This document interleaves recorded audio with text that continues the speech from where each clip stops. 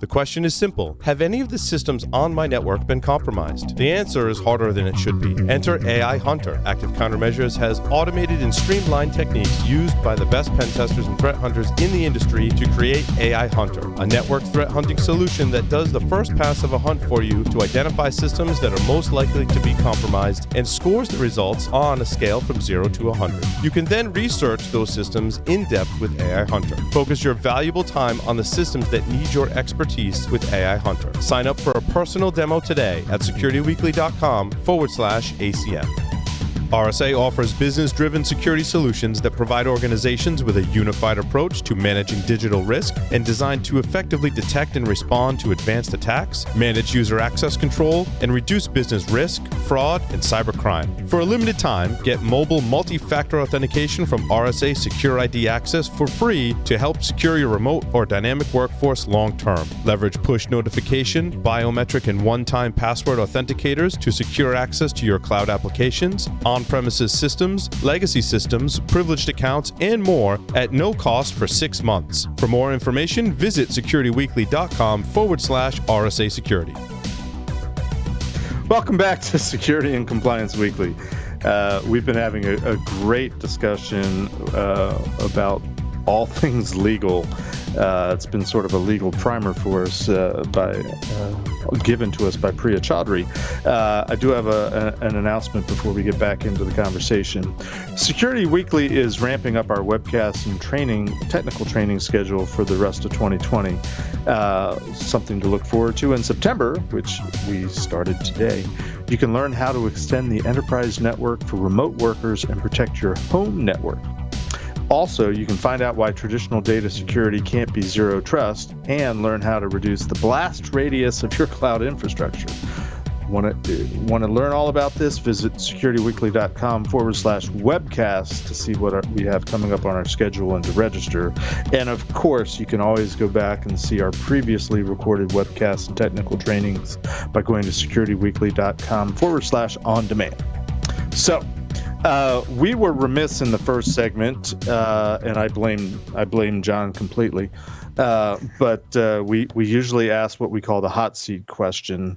And Priya, I want to sort of frame this question for you because we haven't really been focusing a whole lot on security versus compliance or anything with respect to that approach. So to frame our hot seat question, our show is about sort of the merging or trying to bridge the gap between the security world within the technology community and the compliance world. So people that are practitioners and in the trenches doing the things to secure networks versus compliance people that are following a set of rules that somebody else is putting on them, let's say. So we like to ask what we call the hot seat question, which is simply, and this is open-ended, there's no right or wrong answers, take it wherever you want to take it. But what is your viewpoint from a legal perspective, from where you're sitting, where you see the world, on this thing that we call the security versus compliance continuum? Take it away, Priya. Thank you. I think the answer depends on who you are in the marketplace. Like, for example, I'm a small law firm. We're 4 lawyers, and we have cybersecurity insurance, cyber terrorism insurance.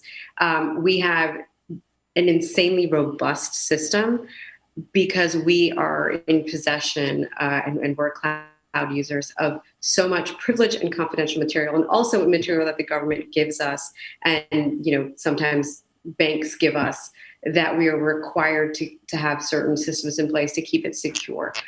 But we are not an entity that is examined or evaluated by regulators to make sure we are in compliance.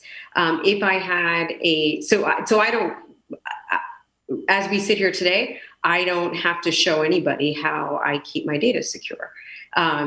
On the other end of the spectrum, if I have a client who does have to deal with regulators, and that is part of their business and their business model, then they need both, because as we discussed before, that's number one. Before you even get your client roster and your international name out there, you have to be in business, and you can't be in business if you are either paying fines or shut down because you're not in compliance. And depending on what you actually are holding, how private that information is, you really want to invest in both sides. And compliance is really the floor. It's not the ceiling of what you should be doing. As I discussed earlier, the people who listen to this podcast, the people out there who spend all day working on whether it's the white hat hackers or programmers or AI people, are so far advanced of even the compliance regulations that, in my view, the best practice would be to be a few steps above what is required. Things that probably the people who are writing the legislation, the septo and octogenarians in our government, won't ever imagine. And that way, wait, hold on. The what? Can you? I've never heard that. I'm sorry. Said The septo and what? Octogenarians. 70 to 80-year-olds.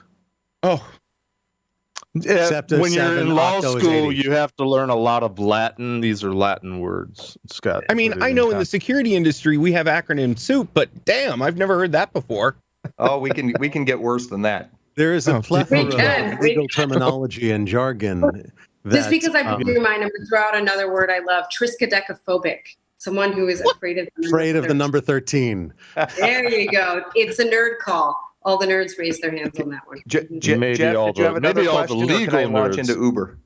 I do have one more question that I've been trying to squeeze in for like the last 20 minutes of the first Go for segment. And I figure I'll ask the question and I probably won't be seen on the episode again. We were joking before we went on air about, one of my favorite law movies, A Few Good Men, where, if I recall correctly, the lawyer, the Tom Cruise character in that movie, had never actually been in court. He had never tried a case in court. He had made his short career, whatever his success was, based on settling. And you were talking about that early on in the first segment, and it kind of makes me wonder, and I think you sort of answered this to some degree, but it kind of makes me wonder if 98% of legal proceedings are the settling rather than going to court. If you're seeking a lawyer, a criminal lawyer, aren't you really looking more for, while it'd be great to go to court and have somebody that's accomplished in going through that whole process, it almost seems like there's a separate but related art form to practicing law in terms of negotiation and settling and getting the best deal. Once you've been accused of something, so I was wondering if you could comment on that. Which, I apologize. I was trying to ask this question a long time ago, and I think you sort of addressed it in terms of, getting a criminal attorney on retainer and asking them questions before you do something. But if you could expound on that a little bit for me, for my benefit, and then we'll jump into talking about Uber and Carnival, and I'll let John command the rest of the show. So that's a great question, and the truth is, the best trial lawyer will get you the best deal, and that's for two reasons. One is, it's just like being a professional poker player. Like, I can look at a case and know exactly, because I'm sort of an evidence hound, what's going to come in, what's not going to come in, how the government would need to put together a case to make their case. And if you've never tried a case, you have no idea really how that trial could look. You have no idea what's admissible. And I've seen this a million times. I sit down and I talk to civil litigators who've never been in a courtroom, and they've given their clients the worst advice. They have no idea how it would really play out. They have no idea if they have a good case. They have no idea if the other side has a good case. And so when you're sitting there making your risk-benefit analysis, you need someone who has gone to war many times and has won wars to know, does the other side have the goods, right? Are they bluffing? Because the other interesting thing is that the politics of prosecutors is they're often the same person. They're young lawyers who went to the same handful of schools with the same background. And because there's so few federal criminal trials, many of them are actually the Tom Cruise you're talking about. Many federal prosecutors are in court for a high-profile trial. It is their first time ever trying a case, right? So then you have this enormous advantage of having a seasoned trial lawyer. And you know, one of my last huge high-profile cases, it was almost a comedy because the judge couldn't stand them. They were like children trying a case because they'd never tried to admit a single piece of evidence, and their case just kept falling apart. And they had no idea when they were charging it because no one had ever tested them. And so regardless of whether you want to go to trial, you always want a trial lawyer because that is the only person who can tell you what will really happen if you go to trial. And the people who are afraid to go to trial often are the ones who will push settlement on you when that wasn't really the best thing for you. And they won't be able to accurately assess, do you have a chance of winning? Yeah, let me just jump in on that a little bit too, because we're with Priya Chaudhry, legendary New York criminal defense lawyer and veteran trial lawyer, which is very important to distinguish between that and a litigator. I always say litigators sit in conference rooms and trial lawyers go to court. And, you see at big firms, their white collar practices full of, former assistant U.S. attorneys who may or may not have tried any cases. And so absolutely, I have Priya on speed dial. And when I have a client that gets somewhere in the realm of serious regulatory problems or, God forbid, DOJ problems, she's the first phone call I make. And, it's just the experience and the wisdom and sort of the knowledge of the process that only comes if you've tried a lot of cases. So I'm going to break in for just a second. We've got some people on Discord talking about, for example, Paul Asadorian, who, we do like him occasionally. Oh, hey, Paul. Talks about making sure that you have a good lawyer, accountant, and financial advisor is very important, ones you can actually trust. And about some dude, Mr. Jeff, I don't know who he is. The bottom line of all of this seems to be it's not really about whether you committed a crime or not, guilt or innocence. It's politics, perception, debate skills, etc. And with PCI, drink, and money. And this is reality. Priya, let me ask you a question. You earlier said that the system is working as intended. It's swatting a mouse with a cannon. I love that. That was awesome, by the way. But is this a system that promotes justice or a system that promotes the bigger one always wins? Yes, it is a system that promotes bullying. Yeah, the bully should win because people are afraid to challenge the bully. Yeah. And I realize this is a little bit outside of security and compliance, but how does that get fixed? So that's an interesting thing. I don't think it gets fixed. I think it has to be sort of redone, right? It's sort of, for all the tech geeks out there, you find a giant bug in your system, you're not going to fix it. You're going to probably start over and make sure that bug doesn't get in again. And I don't want to get too off topic, but the way things are exactly the way they were intended to be. And if we don't like that, then you go to the legislature and you say, we need to rewrite these laws. This is not, prosecutors are supposed to be looking for justice. They're not looking for justice, right? They're looking for wins. And right, but in the case of Uber, though, I have to break in here, and I want to get us into the Uber case, right?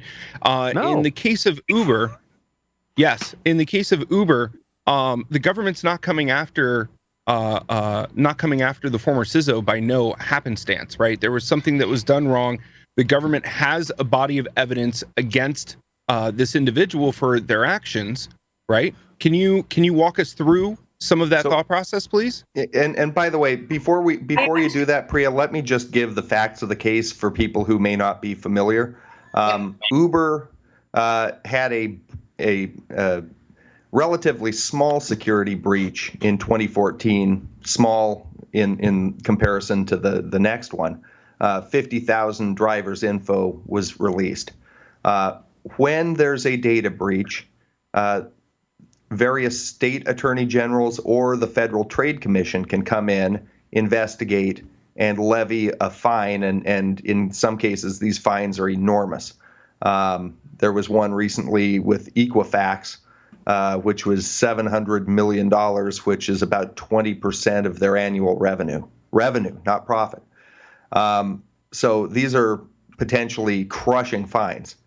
So Uber, right in the middle of their negotiation with the FTC, they got another hack. And this one was bigger. This one was 57 million users, 600,000 drivers, much worse than the 2014 hack. And, Uber knew that if they disclosed this to the FTC, their fine was going to go up, orders of magnitude. So rather than, and by the way, this is all based on the criminal complaint, so we haven't heard Uber's side of the story yet.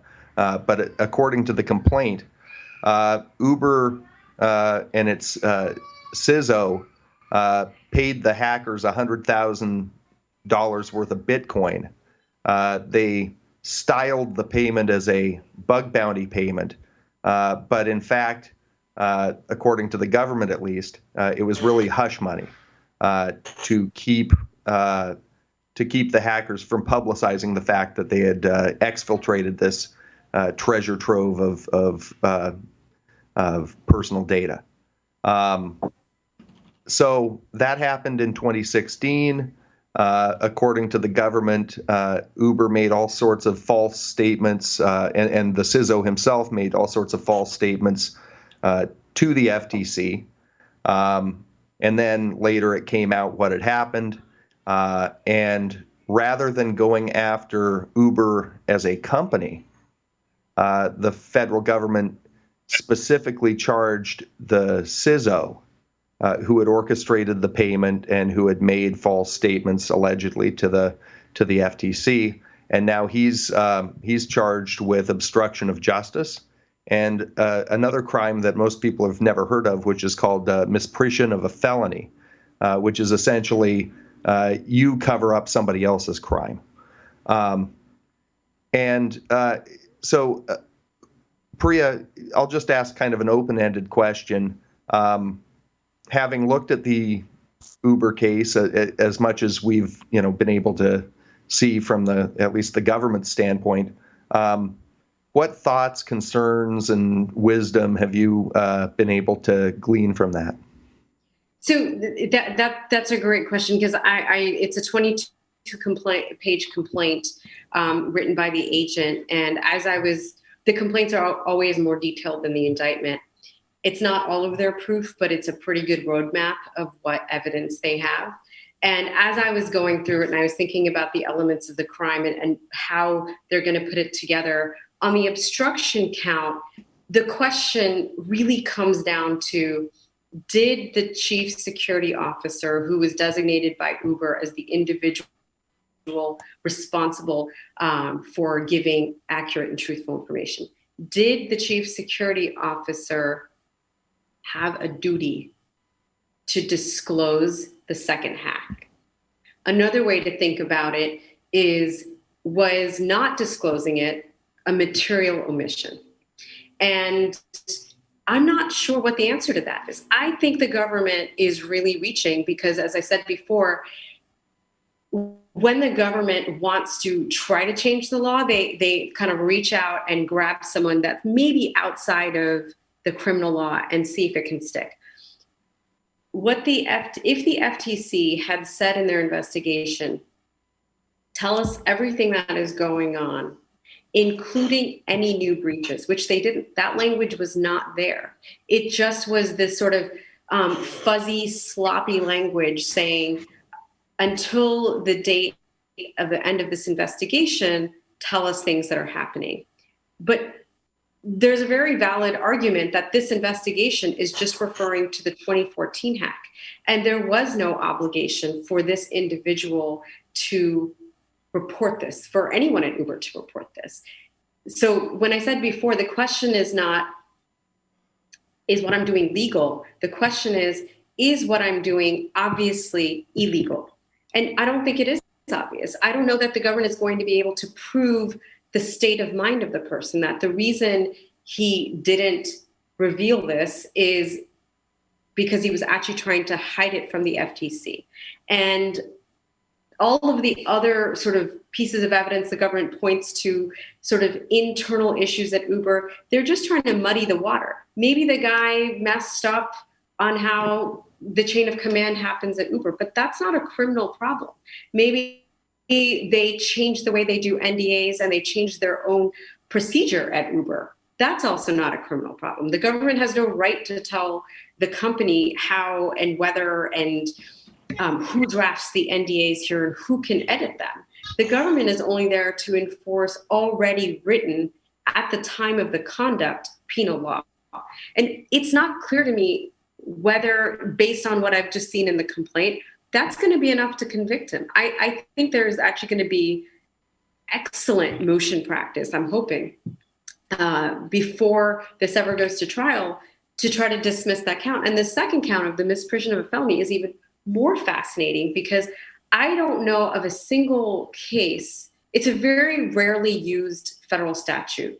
I don't know of a single case where the government has charged the victim of a crime with covering up the crime itself.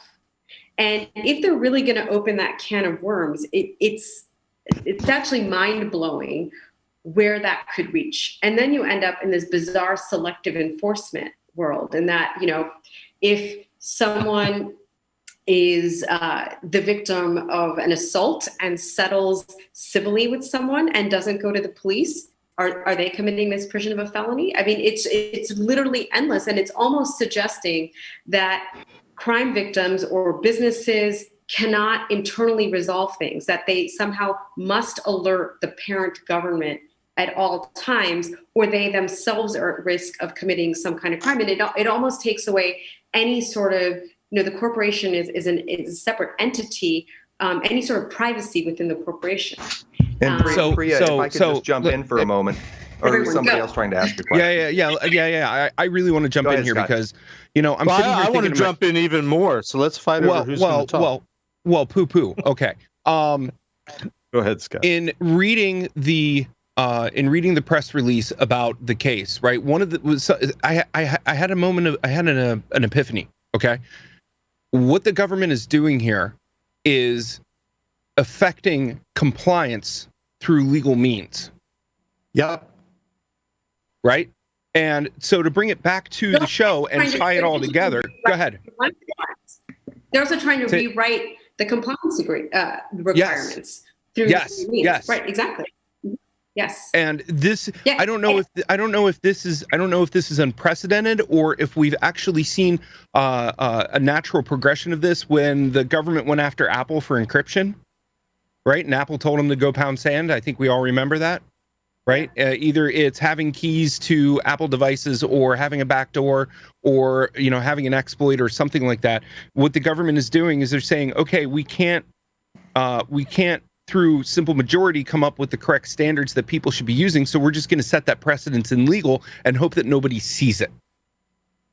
That's exactly right, and that's where the bullying comes in, right? They're able to sort of cheat their way and not do proper process, because the person they've gone after may decide, I don't want to fight this fight, or I can't fight this fight, and then that becomes like an end run around proper legislation and actually writing compliance. And now the word on the street is, we better do this because otherwise we could get prosecuted, as opposed to, this is really in compliance with what the regulators. You know, the government passed CISA, which was an information sharing bill, and now they're mandating it by a back door of, if you don't share and get caught, we're going to just put you in jail. Yep. Right. Interestingly, if you look at the press conference that they held when they announced these charges, they almost sorry, Jeff. They came very close to suggesting. No, you're good, John. Keep going. Yeah, they came very close to suggesting that anytime a company has a hack, number one, there's limits to how much they can pay for a bug bounty. And number two, you cannot put the person under an NDA, or that's going to be considered hush money or a cover-up. I represent and have represented a lot of hackers, a lot of white hat hackers. And what I traditionally tell them is the big red line is you do not exfiltrate data. You find the vulnerability, you disclose it, but never ever exfiltrate data. Right. It's like going up to a house and testing the front door, seeing, hey, it's unlocked. Let me tell the homeowner, but I'm not going to walk in and take the TV off the wall. Right. Now, the question then becomes, because now companies, this is a shot across the bow for chief, for CISOs. Do they have to report, and bigger for C-level execs? For anybody. So do they actually now have to report if a hacker comes and finds a vulnerability, and now our white hat hackers, are they going to be in the sights of the government? Because there's two things that the government raised as being sort of indicative of guilt on the part of Uber or Uber CISO. One being they paid a relatively large bug bounty, which frankly is not that large, $100,000. And two, they put the hacker under an NDA as opposed to letting the hacker go blog about it, which I've never been involved in a bug bounty program where they didn't ask for an NDA. Well, I want to back it up a little bit, and I'm going to try to jump in here because it used to be my show. From a legal perspective, Priya, I have a question for you. John, you can weigh in since you're a lawyer. But notwithstanding that we're talking about technology and the internet and cybersecurity, but just traditionally, historically, what is the obligation of an individual or an organization to report that a crime has been committed? Just short question.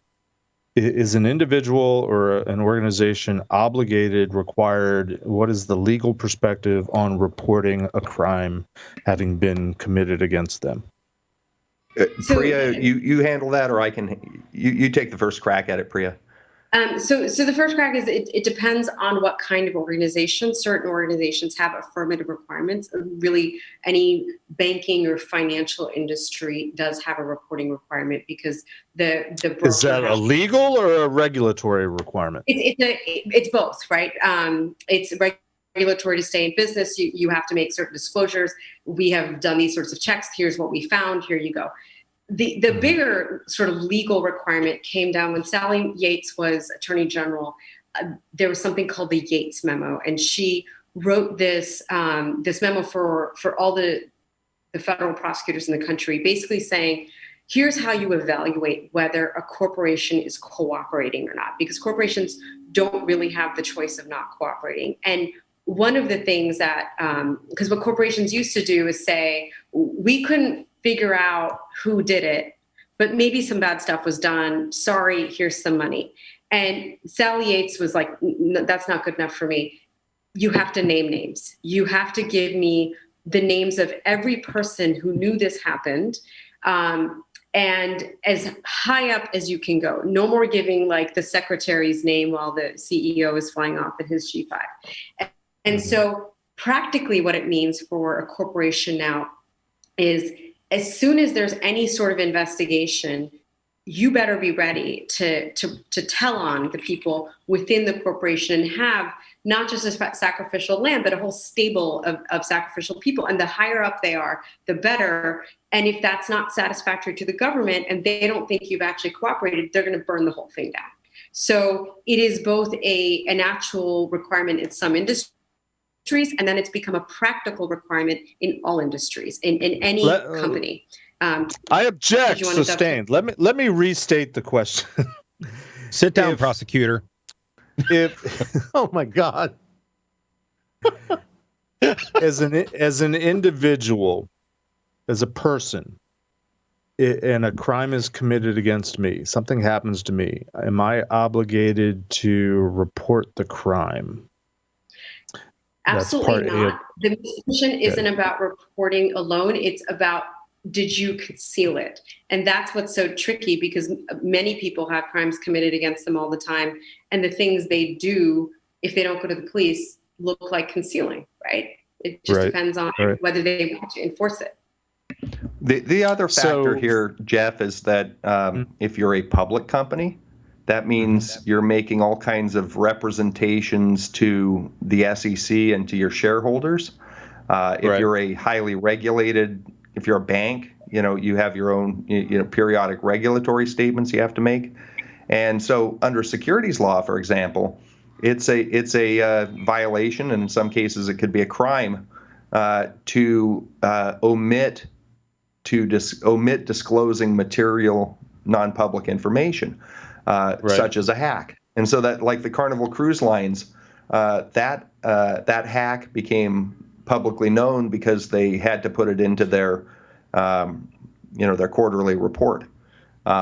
So generally, no, you don't have an obligation to report. If somebody mugs you, you don't have to report it. But if you're a regulated company, then you do. And then if you say something that's not true, now you're getting into perjury or obstruction of justice, or these various process crimes. And so it's very, very easy to get into that position where if you don't report, you do face potential criminal liability. So the question I really want to ask is, and I was just trying to build a case, create context. I have very often in my career within the PCI world, where I'm dealing with companies that are much more responding to more compliance requirements rather than security requirements. But there's a lot of breaches that goes on. There's a lot of companies that are compromised. They have data loss, data stolen from them.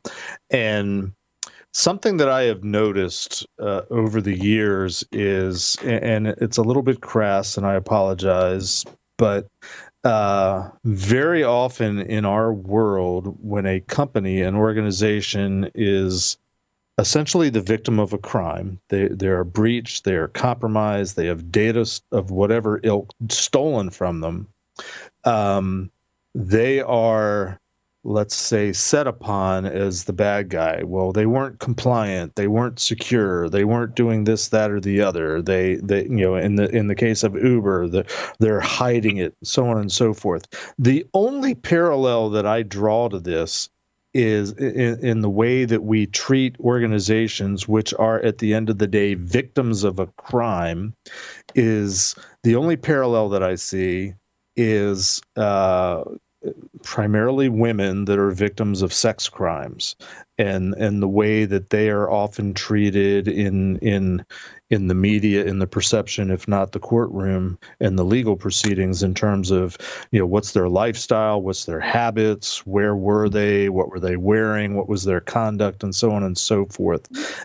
It's a crass parallel, I acknowledge it, but my question to you guys as lawyers that deal with this stuff is why do we so often focus on the victims rather than focusing on the crime and the perpetrators of the crime?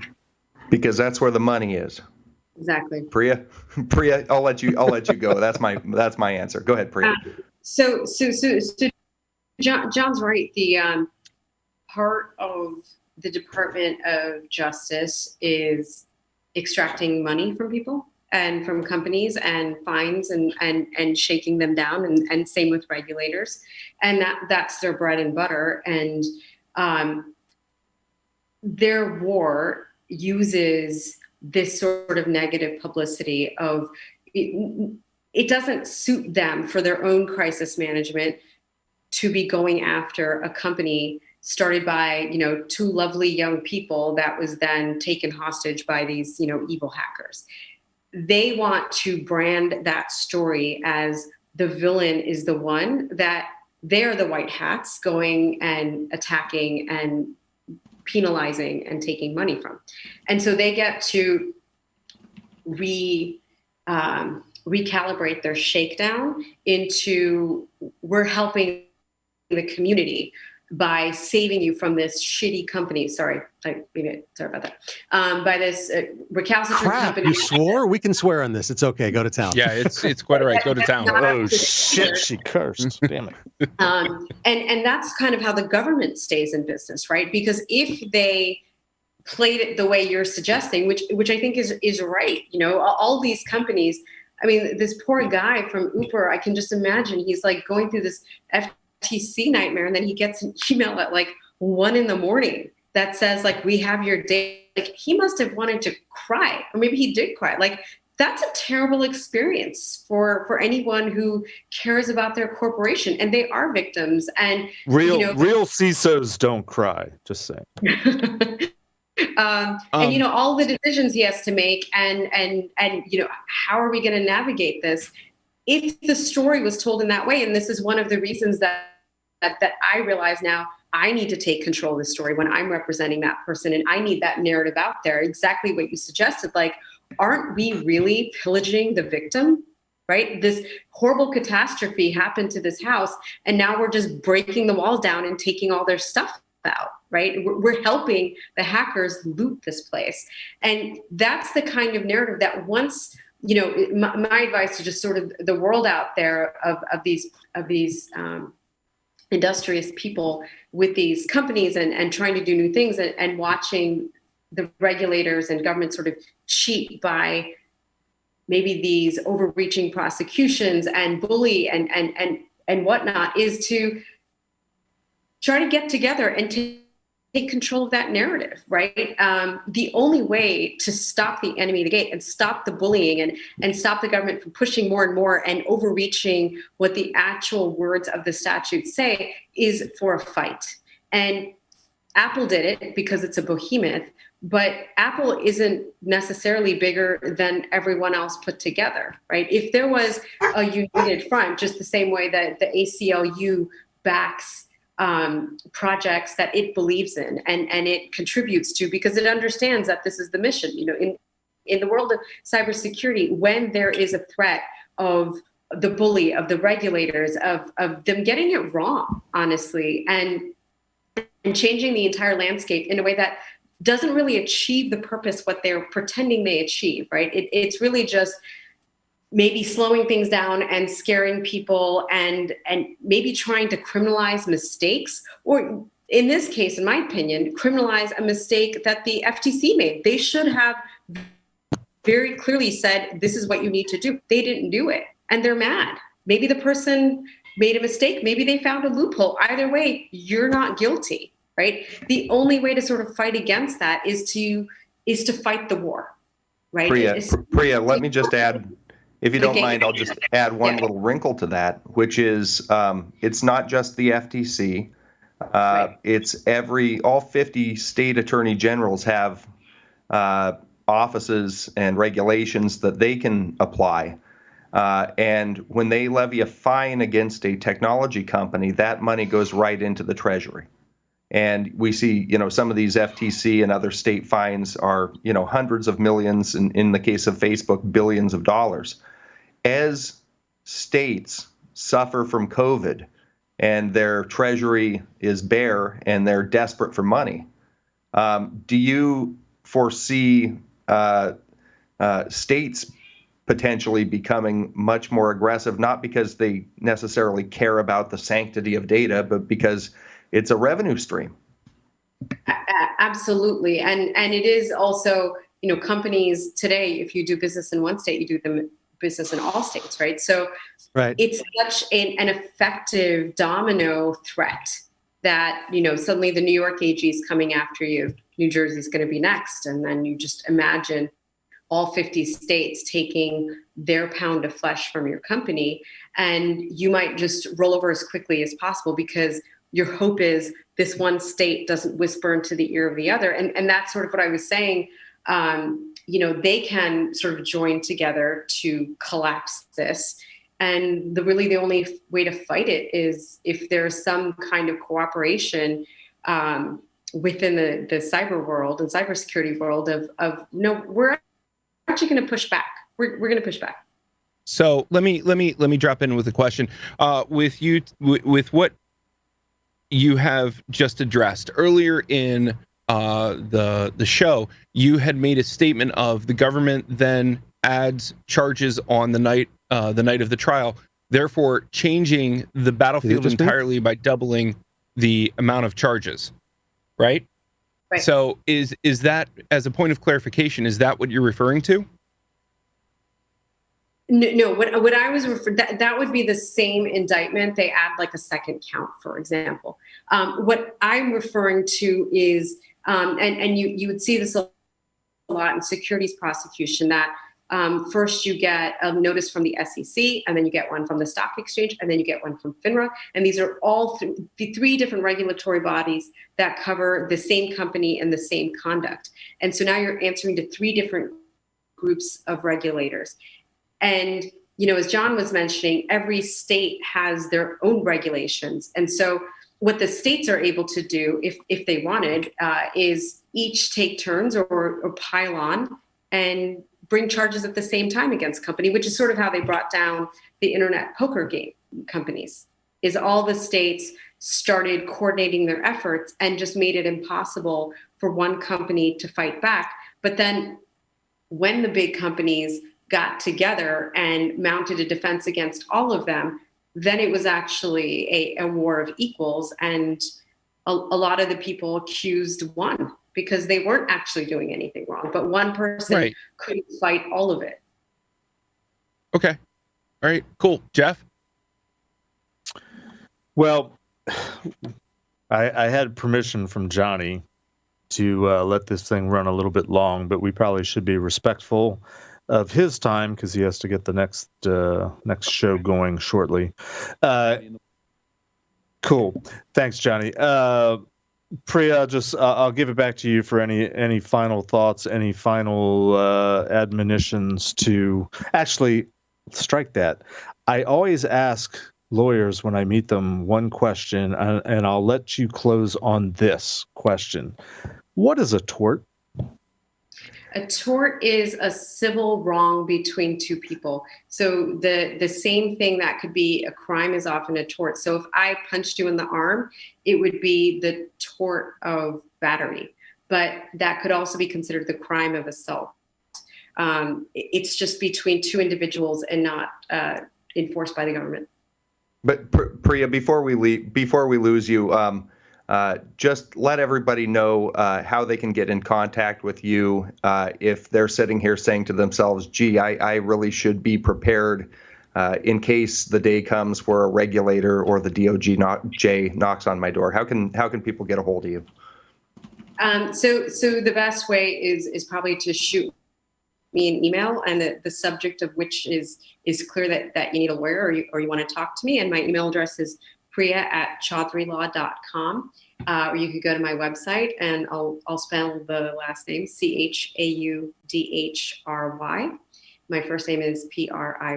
That's the quickest way to get a hold of me. I mean, I used to have my own bat signal, but I took it down during COVID. It just seemed too crass. Priya Chaudhry, legendary New York criminal defense lawyer. Thank you very much for joining us. It was a wonderful hour. Thank you. Thanks. More like an hour and a half, but appreciate all the time that you've spent with us, Priya, and I'm glad we're not paying for it at lawyer rates. That's going to wrap us for today for Security and Compliance Weekly. Until next time, stay secure, stay compliant, and if you mention PCI, don't forget to take a drink.